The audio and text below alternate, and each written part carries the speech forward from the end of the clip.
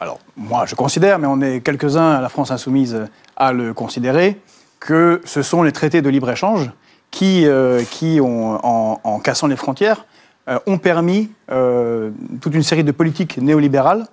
Et le problème n'est pas tant le focus que l'on fait sur les réfugiés, ces pauvres gens qu'on trouve dans la Méditerranée, qui doivent être bien évidemment secourus.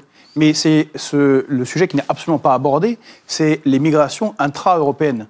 Et le problème que posent justement ces politiques néolibérales intra-européennes qui permettent à des masses colossales de population, surtout si on les compare au relativement petit nombre qui arrivent, par exemple, d'Afrique du Nord ou d'Afrique subsaharienne, d'entrer en concurrence les uns contre les autres. Donc, et aussi bien des Polonais... Mais des Polonais, des Ukrainiens... Bon, c'est la libre circulation des habitants de l'Union européenne que vous remettez en cause. Entre autres. Et c'est une des choses que remet en cause Sarah Wagenknecht.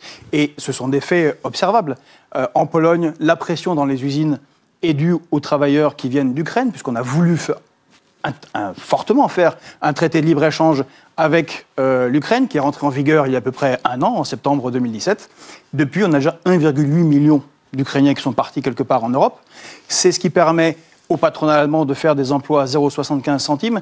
Et ce débat-là est assez peu abordé parce qu'on a un focus sur un élément qui n'est pas secondaire. Enfin, il faut secourir les gens en mer, mais on n'aborde pas cela. Et oui, j'insiste sur ce fait-là et sur le fait que le patronat, le MEDEF entre autres, en France, est très, très volontaire pour mettre en concurrence les travailleurs qui ont des salaires très différents. Je rappelle qu'en Ukraine, le salaire minimum est de 110 € et le moyen de 150. C'est-à-dire qu'on est en dessous de la Chine.